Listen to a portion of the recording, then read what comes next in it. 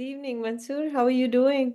Very well, Natasha. How are you? Sorry for Oh, the very well. confusion. You just finished the first class. Is that the first of the No, session, or was it some? no. So orientation actually started on Monday, so it's actually been it's been a really long week. I can Um, I we've can we've totally had get a it. I was slightly yeah like very apprehensive that 5 o'clock you're done, 5:15 you say that you'll connect with me. I'm like, will you be able to manage or not, right? no, absolutely. I owe a lot of it of being here to Sandeep and Aarti. So it's an absolute pleasure to be here. So I'm not going to really take a lot of time. You are No, speaking from the Columbia Business School campus. It feels super surreal. Maybe a year before when we were preparing for this and for this time or this particular moment to happen, we feel super proud and I feel privileged that, you're really taking out time from the class and speaking to us. So Mansoor, very quickly, we see the transition from your undergrad being at Christ Bangalore to now Columbia Business School. How did that transition and all the steps perhaps you have taken in yeah. terms of career and how did all of that come into play? Would you just give a quick background, perhaps? Yeah, yeah, absolutely. I think that obviously the transition from Christ to Colombia is one few people kind of make, and it's not an easy one. So obviously, I feel like I've been really lucky to meet kind of the right mentors at the right time. But I've had nothing of like a normal kind of cookie cutter kind of path. I've done a whole lot of things, which I'm happy to speak about later. But kind of in the interest of time, I feel like the transition has really been, while it's been kind of incredible, it's really been pushed by reaching out to kind of the right people at the right time. I have kind of no hesitations in saying that I am here because it's a culmination of a lot of obviously effort on my end, a lot of GMAT prep, but also professionally kind of reaching out when you needed help, right? So I think obviously, so if I kind of break it down into two or three things, it's about making kind of the right decisions. So at least initially, when I had like the opportunity to choose between two jobs, I picked a job which kind of paid less, but was quicker to grow and gave me better skills, which then helped me to my next job. And two is then one is obviously being mindful of career choice you make. Two is obviously reaching out to people when you need help, asking for help, seeking out mentorship.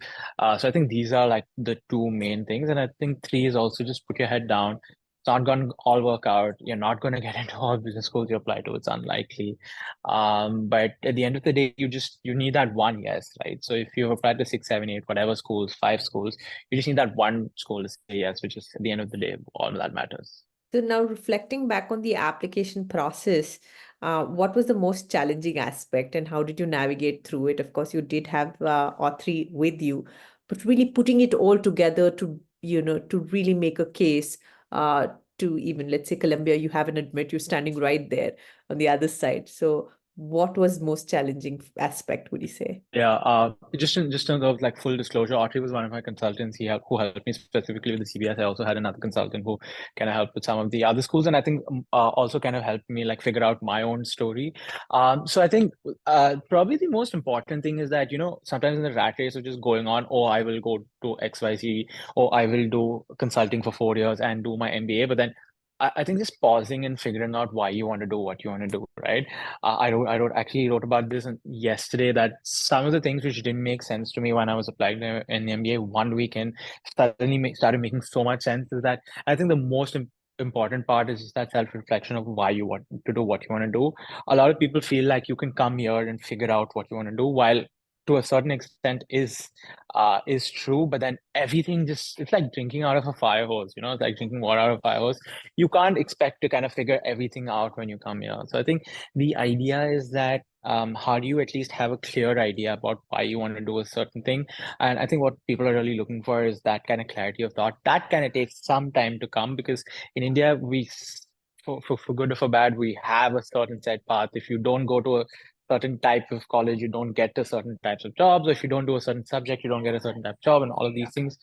So I feel like if like in the 4 or 5 weeks it takes to kind of just sit with yourself and get that clarity about. If you don't get it in those 5 weeks, it's unlikely that you're going to get it when you come here. So I just Right. at the end of it, it's like, okay, obviously you want to make money, obviously you want to go to a good school, obviously you want to do whatever. But why? What else? Why do you really want to do it? Like what really, really drives you? And I've speaking to people here, I've noticed that the more kind of specific your goal is, the more it says what about you want to do. The more likely I feel at the end of it you are kind of to get it. So, in a very nutshell, you could talk about what is your unique story to making Yeah, it absolutely. Uh, so I think it is probably the most unique story because I started off in consulting. I did uh, about 2.5 3 years at KPMG. I owe so much of my kind of baseline skill sets to the incredible people, mentors I've had at KPMG. I did financial due diligence there, which is kind of part of M&A consulting. So I did that. I transitioned into like into like a retail kind of role. So I worked with this large retail store chain based in Bangalore. Again, that was based on a lot of obviously networking and also like the skills that kind of built grew in terms of responsibility, etc. I did a short stint at HBS's India Research Center. HBS? Yes. So that was obviously fun. And kind of when I got into Colombia, I kind of uh, transition into doing something which I was want to do is kind of, so I did some kind of training. So we did work readiness training. So this other incredible organization I've been involved with, Talrank. So we trained at a few companies, colleges, etc. And also for the last 6 months. So I am a CPA in the US. So I taught at a few colleges in India. So I thought accounting, economics, and auditing for about 6 months before coming to CBS. That really hit the point. I mean, that added all the weightage. You have CFA level 2. You've done so many things in such a short span of time. Very impressive, right there. Yeah. Very quick talk on the GMAT and what resources were really made a difference. So it's a very Yeah. quick, yeah, conversation around that. Yeah. I think I will just say one thing is that my strategy was probably not the best in terms of just doing everything, but it got me really stressed. But coming back to the GMAT, I think honestly I didn't use any prep provider except Top 1% because the first time I did it, I obviously canceled my score, but I'm happy to share it was 690 the first attempt I ever did. All right. And I think it was a respectable first attempt. It was not the best, but at least I knew where to go from there. And so when I did my first attempt, I knew very, very early on that the materials I had was enough for me to get a 770, right? Because none of what when I kind of went back, looked at the marks, looked at got the comprehensive analysis, etc. done, I realized that any reason my score was coming down was just either time pressure or me making like mistakes in terms of calculation or applying a concept from sentence correction, right? So it was never that there was any shortage of either frameworks like Octave, etc., or a shortage of just in materials because I feel there's more materials than you can ever kind of do, right? So if you do all of the materials, you're pretty much good. So my strategy was kind of do a first attempt because I feel like sometimes we just push the attempts out so long that you just keep studying and studying and studying and studying. So I actually studied only for about 6 to 7 weeks while working, obviously. I think I was working, and gave an attempt, figured out, did those comprehensive, paid $40 $50, did a comprehensive analysis, saw what was wrong, and then kind of said, okay, this is where I'm at. This is how I kind of reached the next All part. right. So that's kind of how I worked. Obviously, I have been irritating Janvi for I don't know how many months, saying, hey, can you help me with this? Hey, can you help me with that? But obviously, she's been so kind. I took a few extensions of the course. Um, Went back, obviously, did another attempt, was able to significantly kind of improve my score. And that obviously led to me, one, obviously getting in, and then two is also getting a good amount of scholarship to go there. Absolutely. So delightful to know. Now, this is going to be a very unique question in terms of this is a question that I don't get to ask any other, students who've gotten admit because you're there, right? So your pre-MBA expectations from Columbia, and now that you're actually living it, and you've been probably doing a lot of, MBA work, case studies, and I'm sure before you get into the college. So your pre-MBA expectation, and now that you're there, how the reality Yeah, versus the I reality. think, one of the biggest thing is so PMA expectations. So I'm first gen in my family to ever like even finish high school, leave alone college, grad school. Ivy League is a very, very far-fetched thing. So I'm the first in my family to even graduate from high school, right? So in terms of like pre-MBA expectations, I want to sound smart, but the honest truth is that I had no pre-MBA expectations. I didn't know what it was. I knew I was going to be put in a room of smart people. I knew I was going to be intellectually challenged. I knew it's going to be uh, fun, but also hectic. I knew all of that, but everything I knew, it was just that significantly magnified, right? I've been put in a room of smart people, but smarter than I ever thought I would be put in. I've had fun in the last couple of weeks that I've been here, but more fun than I could have imagined. And I knew it was going to be hectic, but I can see how it's going to be far more hectic than anything I've imagined. So I think Right. in terms of expectations, it is pretty much where it was. It's just significantly magnified. That's obviously one. I think second part of it, which everybody says, but I don't think enough people kind of recognizes, choose where you want to live, Right. right? If you are a big city person, you are not going to have fun at a small town, no matter how great the school is, and vice versa, right? Right. I know people who they have, I think I've heard that Tuck has like a small hill and they go skiing and then come to class. If that's what you like, then you're probably not going to have fun at New a York. school in a large city like New York, right?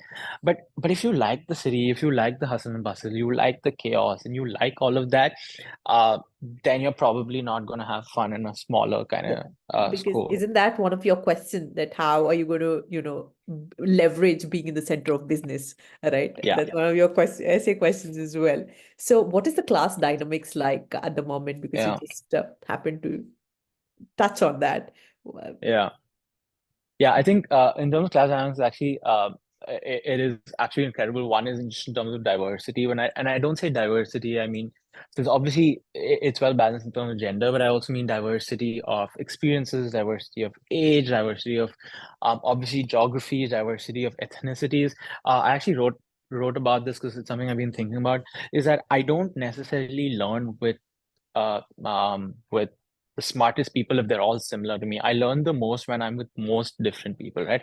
I want to know how a Brazilian moved to the US 10 years ago and has kind of lived in the US since. I want to know how it was for a Bahraini girl who went to Howard undergrad, went back to McKinsey Dubai and came back. So these are just two people in my like five person learning team. And just by that, you obviously know how diverse it is. Would I have learned a lot by lots of smart consultants? Absolutely. But am I learning more now? I think so, right? So I think in terms of dynamics, obviously it's too early to say, I mean, broader dynamics, but just this is a very small kind of learning team. It is thing, and obviously, I've realized that there is this kind of perception that people go to Columbia kind of like snooty or elite or whatever. I don't necessarily. Are there a few people like that? I'm sure there are a few people like that at all school, but I don't necessarily believe so. Because I have met some of the kindest people who are actually willing to go out of the way.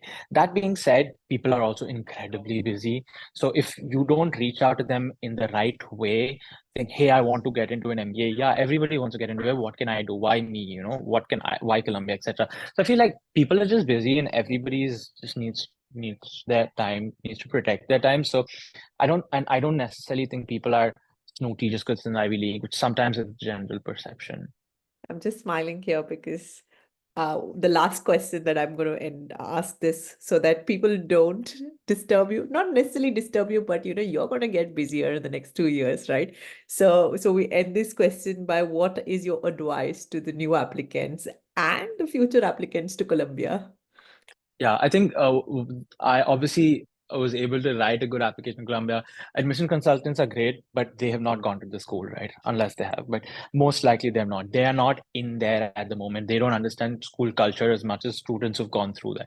I'm sure they try to, and I'm sure they're doing a good job, but you can't ever expect one admission consultant to know the culture at every single school, Every right? single. So I think the most important thing is reach out to people, but reach out when I say that, I know I'm opening myself up to a lot, but when I say that, what I mean to say is reach out judiciously. Please don't ask me or anybody else something you can find on the internet. Don't ask like somebody reached out to me on LinkedIn and he wanted to schedule a call, and I said okay, let's do it. And his only question to me was, is a 3 year like undergrad degree acceptable? There was no need for me to get up at 8 a.m. on a Sunday morning to talk to him about that, right? True. So I think you need to, one is just taper your things. Like if there's anything that can be found on the internet, it's not something you should be asking. Two is, but you need to reach out. And three is, I think, just be organized about it. I had an Excel sheet of everybody I'd spoken to, uh, divided by school, how I know them, what they said about a certain school. And at some point, if I had enough people at a school, I'd stop, you know. So you need to just be organized with it, and you need to first of all introspect, saying why do you want to reach out, right? So if, like, so for example, there's 750 of us, about 750-ish this batch. So why specifically me? Is it because I'm Indian? Or is it because I've done consulting before? It's because we're going to the same undergrad colleges? Is it because why me and why not my friend who's from like another person from India, right? Right. So I think if you show them, like if you make it easy for them to help you, and this is not just with reaching out for MBAs, this is for reaching out for jobs, internships, whatever. If you make it easy for people to help you with, people will help you. If you make it tough, it's not going to work It's out. going So to I be think that's senseless. the We don't one thing. have time for Yeah, it. And there's also, yeah, I think, just to add to those points, there are information sessions that, the colleges come to your city, and you get to speak to them. You really have to keep a tab. They do webinars as well. And if you do get an opportunity to go to the city yourself and, just spend some time in the campus, that's also yeah. available. It's really free right there. I mean, you That's just have to set up the Yeah, it's a lot financially, I know, but I feel like that is the one thing which can really, because like go, because there are lots of people who reach out, but like I know it's called the Hermes Fellows or something at Columbia. So they're basically two second years who kind of look after like admissions, etc. So they actually have events on campus. So if you're able to club like 5 or 6 events together, or if you're already in that thing for visiting, it's actually like the best, because the number of people who do that is fewer, and then you get to obviously see a lot of people. But I think, yeah, obviously, I'm not going to say reach out to everybody. Everybody's not going to reply. It's just going to get crazy. But what will help is trying to understand their kind of calendar. We have also like recruiting deadlines, internship deadlines. So if you reach out to us at the wrong time, we're not going to reply. But if, like, I mean, it's just a simple thing. Just go online and Google Columbia Business School academic calendar. You will know when the breaks are. You when will they're know when the break. best time. Like we're free. We're free-ish now, but like in 3 weeks, we're not going to be this free. So it's just like, I don't know why it feels like common sense, but seems like it's not so common. But yeah, And with that, the promise that I said, I'm going to keep it under 20 minutes. And here we are, no, under you're 20 good. minutes, You're right? good. So I don't want to really, because I just do value, your time, and every minute is something that you really can't let go. And thank you so much for joining me right after your class. And I hope you achieve the best right after your college, and in through your college, and you also become a brand ambassador and come back to Bangalore, maybe representing Columbia, and let's connect at that time, if at all, if that's somewhere on the cards. Just keep us informed, and we'd like to, collaborate at some point. But I mean, that's something that may not even be in your thought process. But I hope you do make the most of it being at CBS. And congratulations once again. We couldn't be more proud, as a team. Thank you so much for trusting us, trusting Autry, trusting Sandeep sir through this entire journey. All the very best. Thank you, and thank you for taking the time to speak with me. It's always lovely to speak to anybody from the team, and I truly truly appreciate it, and I look forward to seeing all of you in Bangalore soon. Good luck. Have a great All time. right, Thanks see you. you. Bye Bye-bye. bye. Take care.